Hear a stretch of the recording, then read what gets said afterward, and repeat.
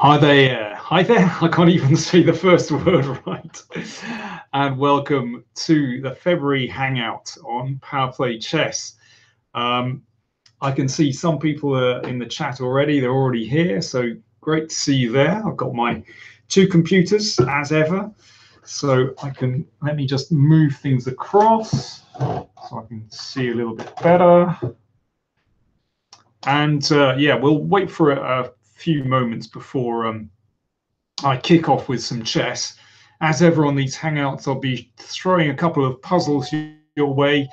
And I also want to look at one of the Fisher Random games that I didn't get to look at much in my YouTube videos, which has a very, very interesting endgame. Not that endgame, not the Rook and Bishop versus Rook. I don't want to look at that.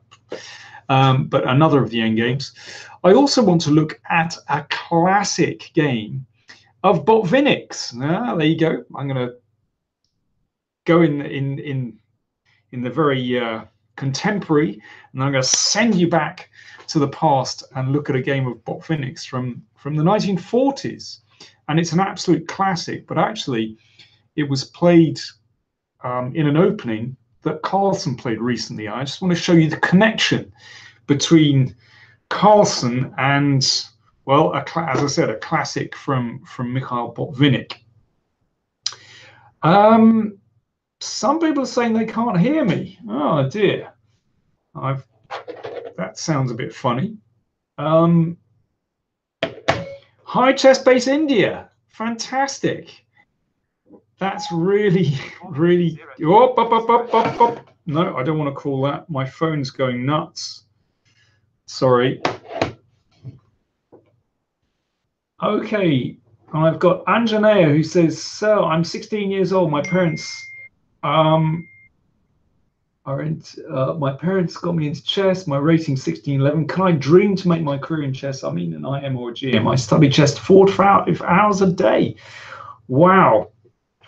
Anjanea, if you study that hard and if you study the right things, then I'd say, well, no one can predict how far you can go.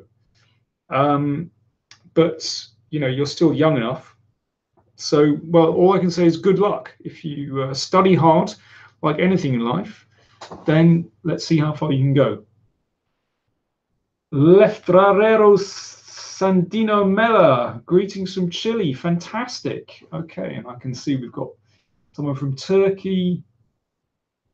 And well, I've got people from all over the place, which is great. Interesting point from Riaz Ali. Of course, I want to talk about this Fisher Random match. And, you know, I think we can say that it was a real success. You know, it was very exciting games. But Riaz Ali says, "Yo, dudes." Nice, Riaz. It's me again. Kind of enjoyed the Fisher Random power play games, but I guess I'm more a traditionalist and actually enjoy all the theory of the openings.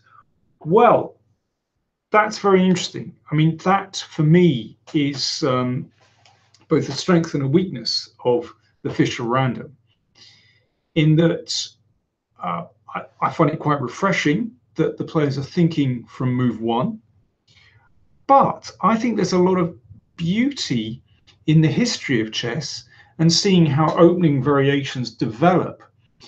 And for me, the problem with Fisher Random, as I said, it's a positive and a negative, is that at a stroke, you're wiping out not decades of chess history, but centuries of chess history. My goodness, I can't speak today.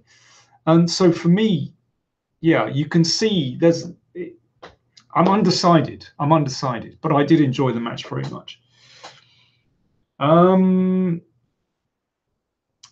Gabe, greetings from LA. Hi, Gabe. Nice to see you. But my other problem with the Fisher Random is that, okay, so there are 960 or 959 new opening positions, because actually the normal starting position of chess is included in the 960, so 959. But I noticed yesterday there was some guy who was saying, well, I've got my computer running on all 959 new positions. So, very, very quickly, Fisher Random is going to acquire a lot of opening analysis. You better believe it. So, in fact, I think the new game might eat itself, actually.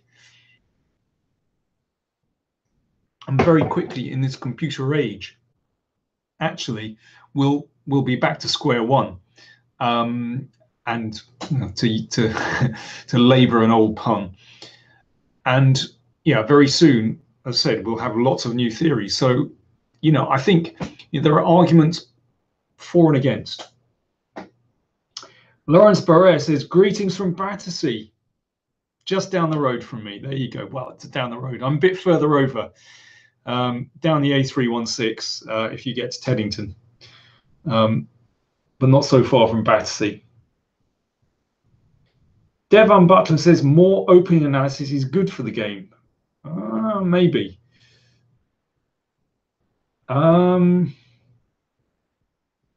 Johnny Bruce says, greetings from Sheffield. All right, greetings. How are you? I'm a retired active player. The last Overboard game I played was in 1981. Liquid Zero, greetings from Peckham. Fantastic. We love Peckham. I grew up in southeast London, you see, not exactly Peckham, but around Beckenham and Bromley.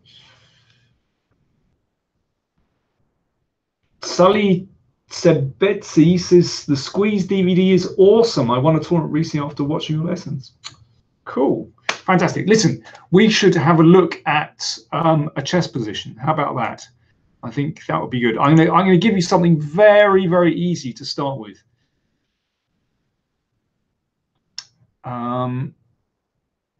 Graham Jennings says, greetings from Nottingham. And Bassam Daroshi, greetings from Palestine. Cool. That's good to hear you, Bassam. Chessbase India says, Danny, if you had to choose one of your Power Play DVDs from 1 to 25, which is my favorite? Which one would it be? Do you know what? I would actually choose the Squeeze, which our friend up there just mentioned, which is, I think, number 13. Because this is, where is it? It's gone. The reason I like the Squeeze, we just mentioned it, is that I think, well, this kind of strategy, I don't think it's sort of known to a lot of players actually, and one can actually, there are some positional ideas and strategies that you can use very, very easily, and we can all use, and I think they're not very well known. So actually, that is my favorite DVD, and I've had such good feedback from it. It's actually not one of the best sellers, but I get fantastic feedback from number 13, The Squeeze.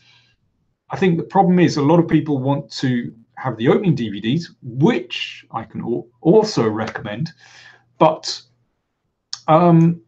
yeah, that one, as I said, number 13, The Squeeze, gets the best feedback of practically any DVD in the series. Listen, I want to give you a puzzle, and listen, for the experts among you, kind of don't even bother. I want this to be a bit of a challenge. So it's actually a very easy one, but I want to start with an easy one. So if I can find the way to share a screen, let me just go on. Hang on a second. Here we go. You should be able to see a board now. Yeah, fantastic. Okay, it's a study. It's very, very easy. Zia Dalkiewicz says, friendly reminder, mugs. Yeah, I know. I've got to organize some merch. You're absolutely right. Saptarshi Gosh says the Squeeze will have all Carlson and Karpov. Well, there are plenty of other players. There's lots of players included on the DVD. some actually older games that you might not have seen. Some of my games as well. There we are. No false modesty.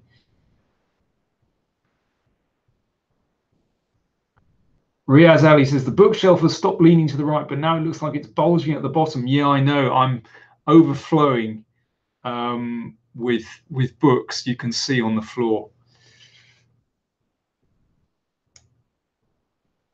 Riaz Ali says, "Are we all a bit sad for spending Valentine's Day evening analysing chess positions?" Well, I tell you, Riaz, I've got a date after I finish here tonight. There we are. I'm just saving my love for later.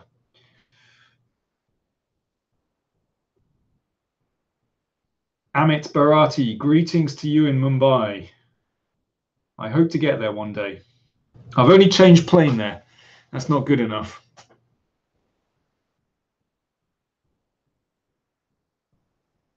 Okay, here's your first puzzle. It's white playing win, and the pawns are going this way. So black is threatening to queen. It's a really easy one. Yeah, queen g7. We'll go with that one as the first move. And that means that black now can't make a queen because of the pin, and so the king goes here. Okay, over to you again. This is dead easy. If you know it, then just give others a chance. And greetings to you in Iran. Maya Paysepar. Apologies for butchering pronunciation. I'll just give a general apology to pronunciations I get wrong.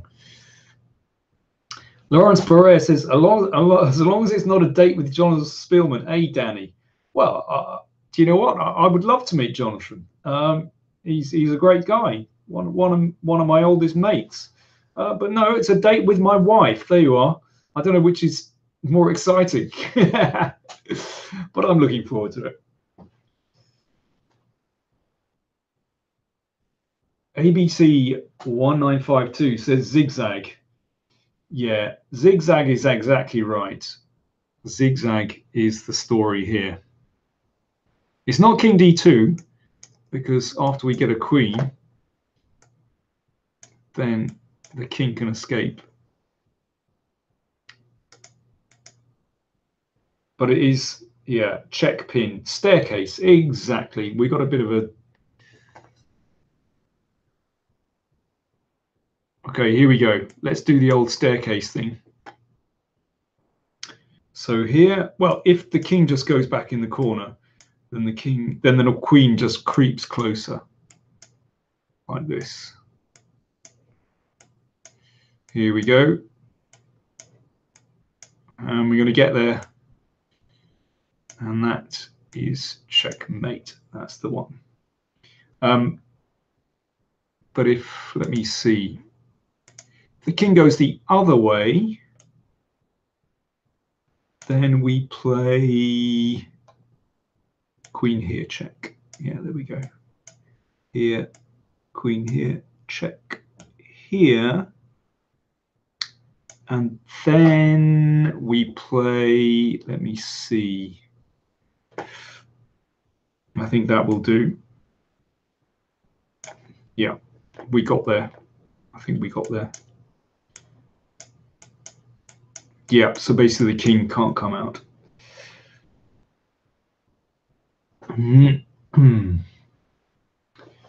Angela asks, okay, that was too easy. Let me just stop that. So Angela asks, please tell us a secret recipe of improving chess. There's no secret recipe. What's the right direction studying? There's no secret to it. You know, work hard. I mean, I think for me, the best way for improving chess was studying games by the top players and trying to work out their strategy. You know, it's a surefire recipe, basically. You know, so it's worth studying the games by Carlsen, by Botvinnik, you know, the classics, basically. Crazy IM5 says, hello, Mr. King. Join just in time to eat the main dish of the day. Yeah, main dish of the day coming. That was a very easy study, but I quite like that staircase thing. So yeah, I'm going to start with. I'm not going to start with Botvinnik actually. I'm going to start with. Let me just find it. I'm going to start with one of the Fischer Random games. As it's one I didn't manage to look at in any kind of detail. So just bear with me while I screen share again. Here we go. And application window, and share. Here we go. Now, is that clear? Great, here we go. So this was game 3 of the Blitz, and it's the one that ended up in, I don't think I'm going to spoil it for you, but it ended up in this position after 138 moves. Are we going to go through all 138 moves? Probably not, but I'm going to go from the beginning, actually. And, you know, it's such a long game, I'll have to go through quite quickly. Now, in game 4, we had this opening, and I think this was Carlsen playing white. I mean, this is very funny, this castling here straight away. And, well, I think Magnus already had a good position, because to me, this looks like just a horrible kind of old Indian position where, you know, white's pieces, the major pieces stand well, the bishops stand well, the knight has come out, this one can come to g3. White just has a huge space advantage. And black's pieces look a bit stupid. So Magnus was already better there.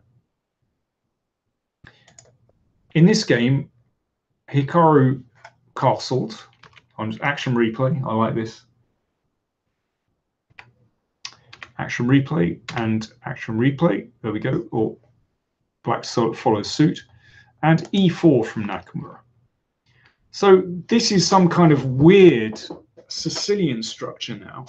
So you can see we're kind of getting closer to a Sicilian. After d4, it is basically an open Sicilian pawn structure. And it's not exactly a knight off from Carlsen because, well, he just wants to bring this bishop out to this nice diagonal. And the rook comes back to d3. So he's Nakamura is preparing to swing this rook somewhere, maybe. But it looks slightly funny when potentially this bishop is blocked. But it turns out okay. And again, I thought Hikaru's move next was an extraordinary move. And b3, I would never play a move like b3. Because look, the knight is completely blocked in. It just looks absolutely bonkers. I'm not sure I'd have played rook d1, rook d3. I think I might have played rook d1 and then move my pawn 1 or 2 squares so that my bishop can get in the game, and you know, maybe the knight comes out here. Whoops, to c2. So, you know, this was the point that I was making in the videos, that I found Hikaru's play not very elegant sometimes. You know, Magnus's play was, I think, far more somehow positionally motivated. Nevertheless, in this game, it turns out incredibly well for Hikaru. And after this move, everything is working out. And in fact, you know, Magnus's move, f6, I mean, this looks really, really ugly. So things have magically worked out for white here. And I like Hikaru's position already. I mean, now it's a kind of Marozzi bind position. And it's looking like almost like a very normal position. White's position looks more normal than black's, I have to say. Yep, Gautam Chotia says white position seems like standard chess position. I agree. Just the point I was making. And I think white is just better here. Why? Because white has space. If you have space, you can do more in the position. And this is simply a very pleasant position for white. Okay, Carlsen is fighting back, chipping away at this pawn chain. And this is a nice piece. Nevertheless, I think this is just such a nice space advantage. But funnily enough, I mean, you know, if you give this position to let the computer run on this position, it still thinks black is okay. Not after g5. g5, I think it was a slightly panicky blitz move from Magnus. And I mean, that was the pattern in these, well, I'm going to call them blitz games, these 10-minute games, that Magnus was running short of time consistently, actually, or less time than Hikaru. My computer thinks that simply king h8 is a better move. And of course, it would be nicer to keep the tension. Let me show you a really nice variation here. If f takes g6, of course, it would be nice to take a pawn. Then queen h3 check. Okay, now we don't want to step back into the line of this bishop. H takes g6, and this is actually good for black, because if knight takes f6, king g7. Now, what happens if we protect the knight here? Okay, here's my puzzle for you. Black to play, what are you going to do?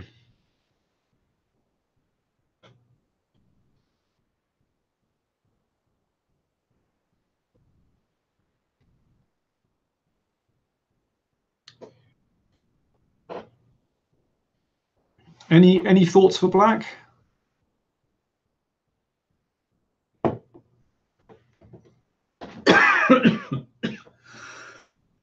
Let me have a good old cough while you're thinking.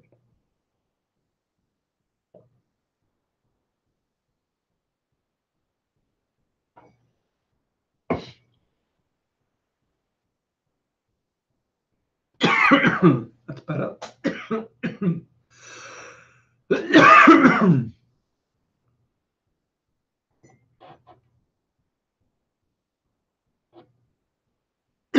Excuse me. I am actually alive, don't worry.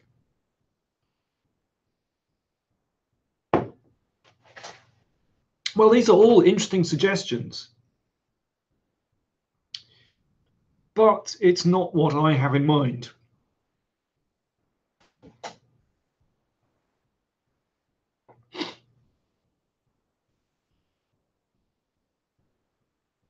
Any more for any more?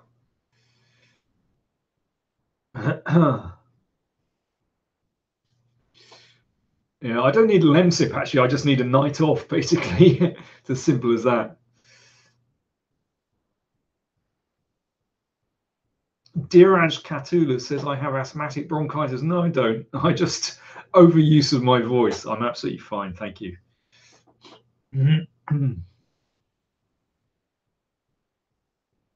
That's file one fly. No, how very kind of you to say so.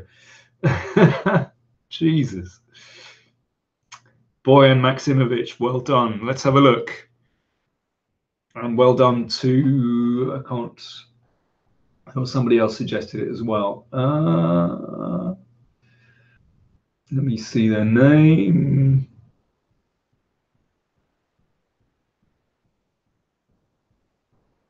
Wait a second. I've got to get their name as well. Tibor Deezer as well. Okay, here we go. Let's throw that one in first. Okay, so that gets taken.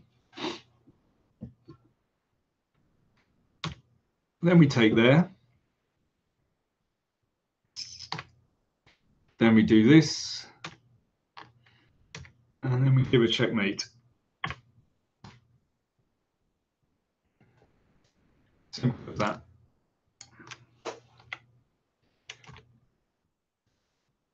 So go back. Let's have a look at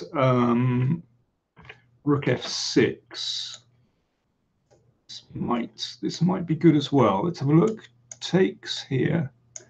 And Rook H8. Now, if we play here, then is this mate? Not quite. Check. Here, no. And the king escapes to F3. And check. Yeah, but this is very, very good, of course. And if that's taken, then we take the rook.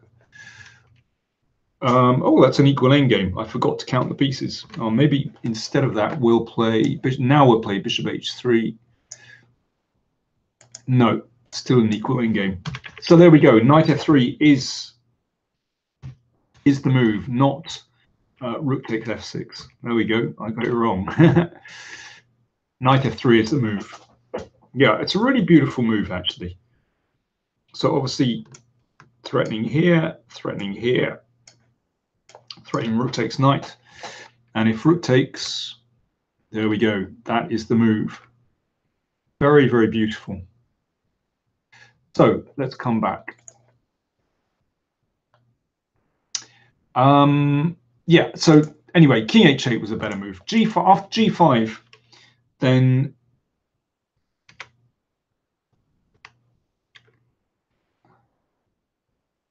yeah, h4 is a strong move, because after this, g4 and queen takes.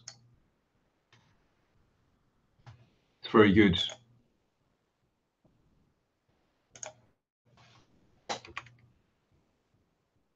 So g4, yeah, but now this is very, very strong because white combines this with a possible exchange sack. Now I'm going to zip forward in the game very, very quickly. Because I want to get to the critical position. I think Hikaru played this section of the game very well, and Black Queen was trapped. And the Queen and Knight are a very, very strong attacking duo. King is too open. It's simply a good position for white. And I think actually Magnus did brilliantly to hold this position for so long. I'm going to go through really quickly because I want to look at the queen versus rook position. Not only one position, don't worry, otherwise we'll be here all night. I mean, I thought Magnus did brilliantly to set up some kind of fortress here. Bharadwaj Ralabandi wants to give me a Bitcoin donation. No, I'm not. Why? Listen, why can't you just send me some normal money? What's your problem?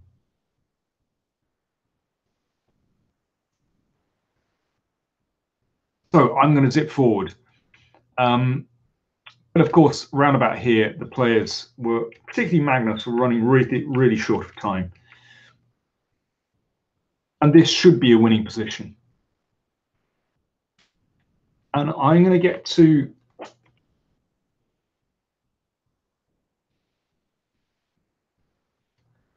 a critical moment in the game. As I said, I think Magnus did absolutely brilliantly to get this far. And we're almost at the crunch moment.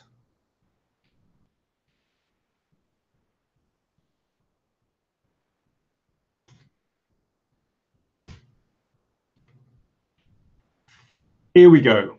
Now, at this moment, basically Magnus was playing on the increment, just 5 seconds for each move, basically. And it's amazing that he didn't lose this, but he was so calm. Yasser said this was a table-based win until pawn gets to a3. That is correct. Yep. But I want to show you how white could have won, because it's really, really instructive. So king c2, and now queen c2 check. And this was the moment where I think Hikaru was really thrown. I think after queen c2, you could see it. He thought he was going to win. Because if rook in b2, then queen takes a4 check. And he'd overlooked this defense, king a3, because of queen takes b1 stalemate. But white is still winning. Let me show you how. So queen d2. And here Hikaru kind of lost the thread. Played queen f4. Okay, let's have a look. First of all, queen a5. Now, why does he want to play queen a5? Well, this is all about preventing that pawn moving down to a3. So, I mean, what this does is stops king a2 and a3. That's one thing. And now black has to be careful because, you know, a move like, let's say, king b3, queen b4 check, and after we take the pawn, then we can win. So queen a5, so black waits, rook b1. And now the king maneuvers. So again, the point is that black cannot move this pawn forward. So black waits, white waits. Now, I'm assuming that if the rook moves over here and disconnects, then we're going to be able to pick up that rook. So let's play rook b2. So now the king comes in. Well, Hikaru actually got this similar to this in the game. Black is waiting. c5 check. But this is an important position for the king. A check. Now, if the rook interposes, then the king steps up. Zugzwang, the king has to play here, and we take the rook. So after queen c5 check, king steps to a2. Queen d5, another pin. Okay. That means, again, we can't play the pawn forward because of king c2, winning the rook. So after queen d5, the king is forced to go backwards. Queen here. So it's a really important position. And black is in trouble. If the king comes forward, then you take the pawn. So rook b4, for example, queen c5. So that forces king b3 and king d2. That's a really clever move. It means if a3, once again we've stopped that move because queen c2 is possible. Checkmate, by the way. So after king c2, well, let's try rook c4. As I said, if the rook moves away here, then it should be possible to pick up the rook with some checks. So rook c4. Maybe we give a check. The rook has to interpose, otherwise it's lost. Another check. So interposing with the rook loses to king d3. If king a3, this wins. Zugzwang. King here, then queen c3, and we pick up the rook. After queen d5 check, king b2. We'll play that one again. And again, king c3, king b3 loses to queen c3. So we'll play rook b3 and now a check. The king has to defend the pawn.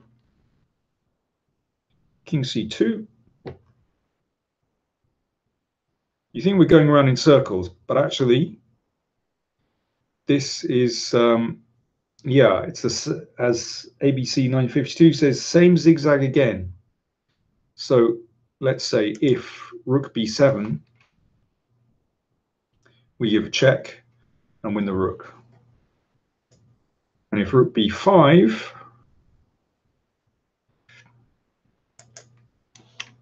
then queen check and queen c3 mate. So that is the crunch position, and it's Zugzwang. So there we are. That was how Hikaru could have done it. Now, are you going to find that when you have 30 seconds on the clock or a minute on the clock? That's incredibly difficult.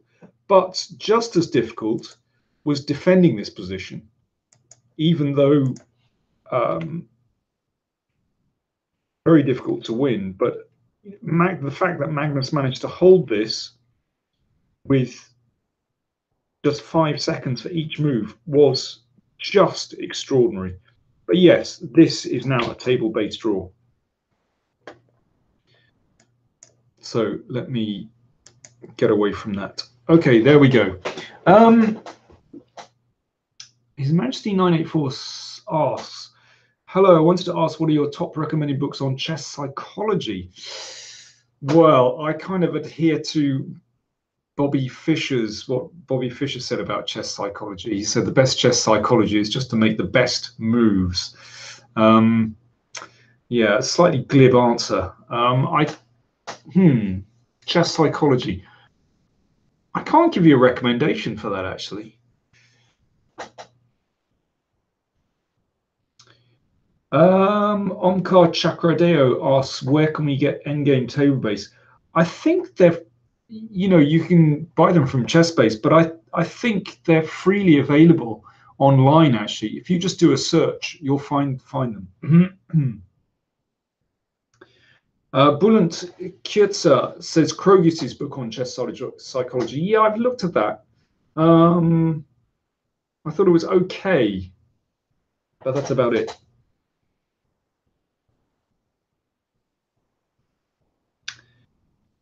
Pornage says, do you recommend practicing opening tactics, etc., online instead of reading books?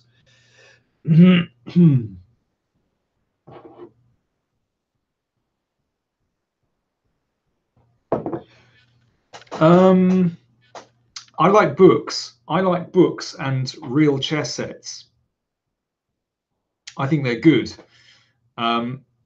because, if you want to improve at chess, you've got to play with real chess pieces. Eventually, you're going to be playing tournaments, not online. You're going to be playing tournaments with real chess pieces. So I think that it's really good to practice with real chess pieces. I'm very old school about that. So there we are. Maya Pesepa asked, do I play professionally anymore? No, I don't. Too much going on, basically. I found it frustrating to play games where I wasn't giving 100%. And so, yeah, I'll get back to it one day, but at the moment I have so much going on, I don't have time for it.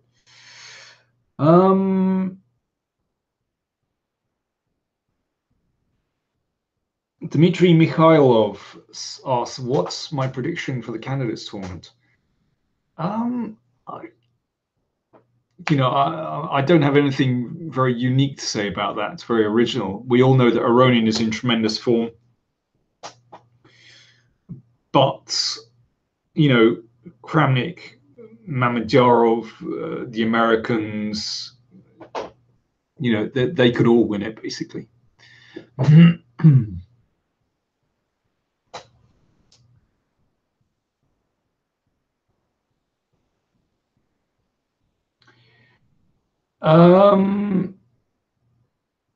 His Majesty 984 asks, do I have any plans for writing any more books? Well, I do actually, but I'm not going to say much more about that.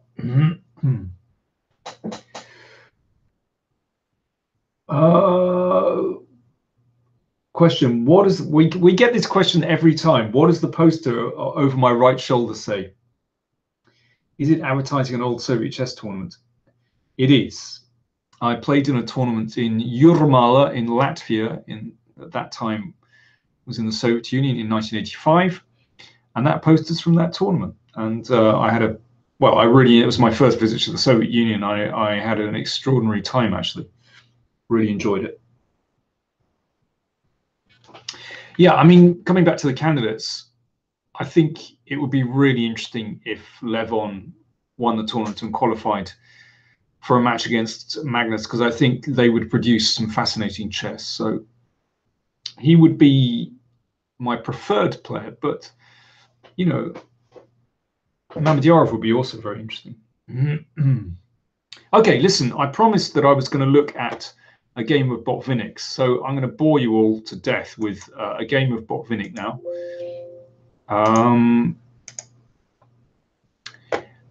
Because it was related to a game that Magnus played against Anish Giri in their Blitz playoff in Vaikonze. So here we go. Without further ado, let me just share the screen. You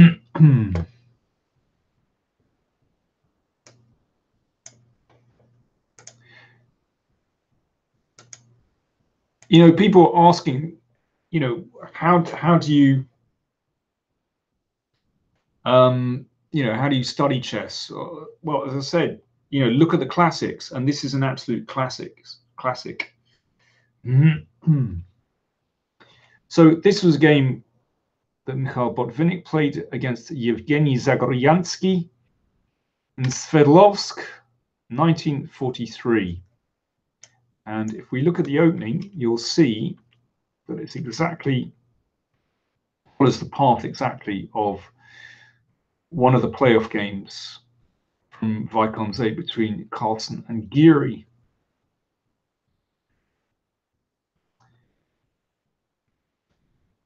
So, well, let me just zip on because I can see I'm running short of time.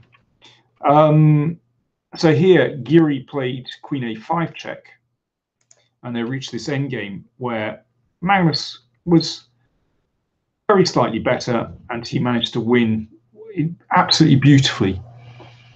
But I don't want to repeat that.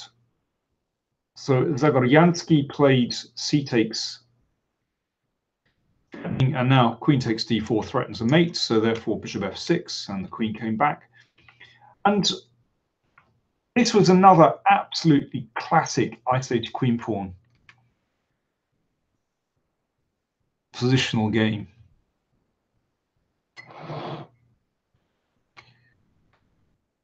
Bishop E6 played. I don't like Bishop E6. I think you should play Bishop F5 and at least put that bishop on E4. Seems to me a better way to play it. Bishop E6 I find very passive. So Bishop E6. Now, well, the way that Botvinnik plays is classic isolated queen pawn strategy, just ganging up on this pawn. I mean, there's nothing particularly surprising about this. H3, nice careful move, giving his king an escape square. Now he goes for it.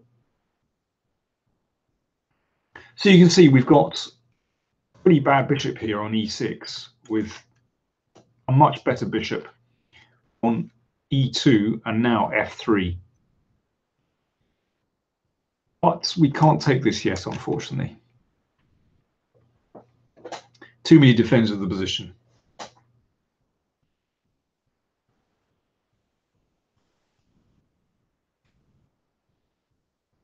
And there was a bit of shuffling going on.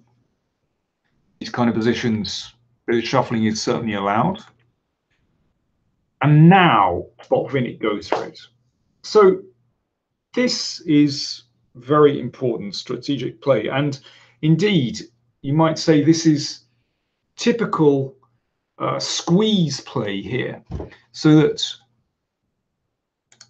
we're tying black to this weakness, but it's not cracking. So now basically we need to gain some space on the king side and open a second front. In a way, it's kind of the principle of the two weaknesses. We've already got one weakness that we're tying our opponent down to.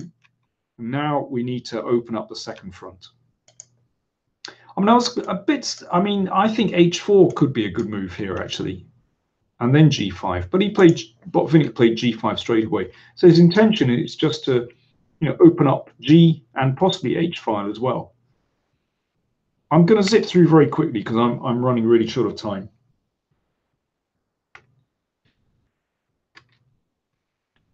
But you can see the basic principle. Now, this is important, that e4 is a typical theme in these IQP games, exploiting the pin. So, for example, if the rook were to move away, then the rook is no longer protected here, and we can play e4. Absolutely typical. And black got very worried about e4 and played f5. I mean, it's a horrible move. But he wasn't just worried about e4. He's also worried about the rook swinging over to g4, of course. Not to mention moves like king h1 and rook g1. So this is really dangerous.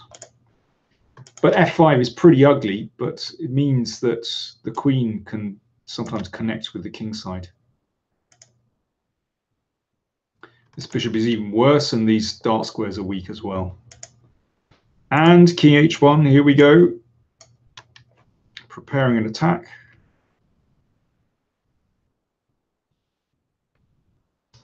And the queen goes in. So now we've got a threat of rook h4.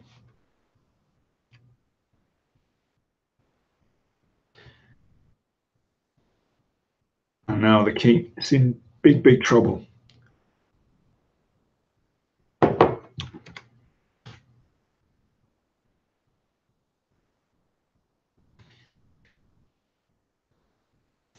And now this pawn is dropping. Of course, in this game, there are a lot of subtleties that I haven't had time to go into. But I think just the general principle of creating a second front in this position is really important. And I love the patience with which Botvinnik played that position. And it just, I mean, it's a very well-known game. One should have that as a kind of blueprint for if you're playing against an isolated queen pawn. It seems to me, it was just for me, a curious coincidence that I think Carlsen played a classic squeeze, but in exactly the same variation, and yeah, exactly the same variation that Botvinnik did as well.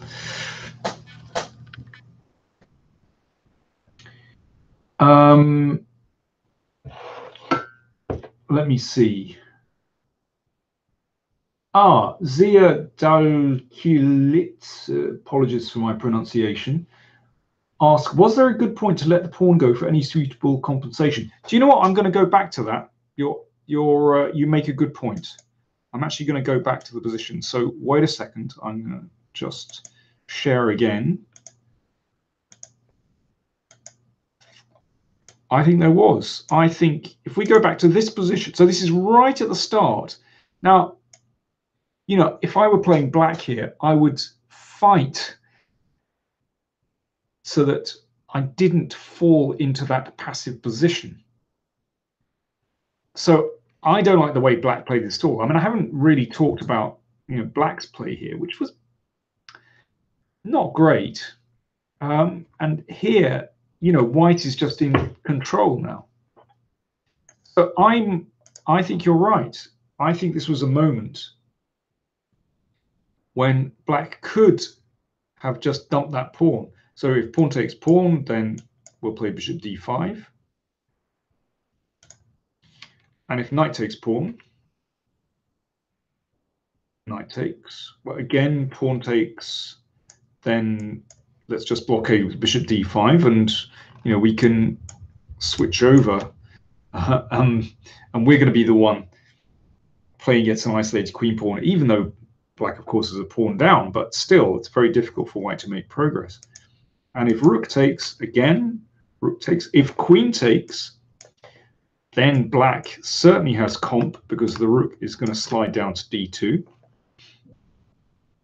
And if pawn takes, again, rook d8. Now, it's not so great for black, but I mean, I think white has a clear advantage here because, well, after let's say bishop f3 or bishop c4, and then we might be able to use the c file or maybe the e file. But still,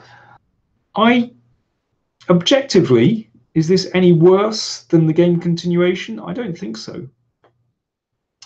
We plonk that bishop on d5. Okay, let's trade off and play here. Yeah, I mean, this is, I guess we're going to be able to play queen to c4 perhaps. White is better, but black can, I mean, it's up to you which way you want to defend this position. Neither is particularly beautiful. But personally, I don't like to end up in those very passive positions.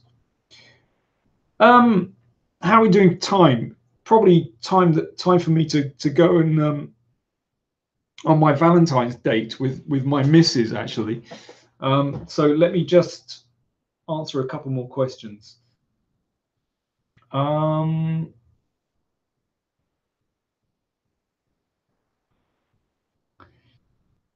Let me see.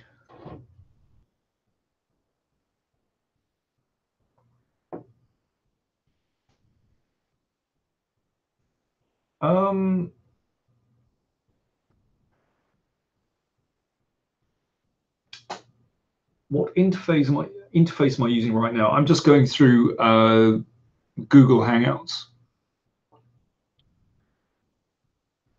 Liquid Zero, yeah, hot date with my missus. It doesn't happen very often, I'm telling you. Yeah.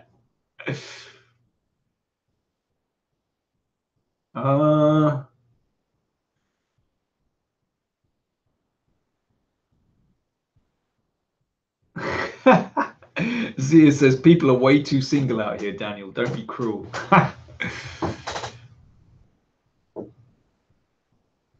Pornijos, have I read the Harry Potter series? Okay, I've got to take that question.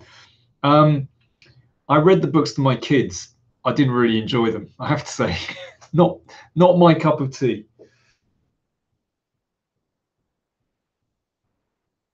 Ardi Tian recommends Real Madrid versus PSG. Oh, yeah, could be. Or are Liverpool playing tonight? Or have I got that wrong? Maybe I've got that wrong. But anyway, I'm on bigger things, I'm telling you. Liquid Zero, I'm delighted to hear that. And I hope it tasted good.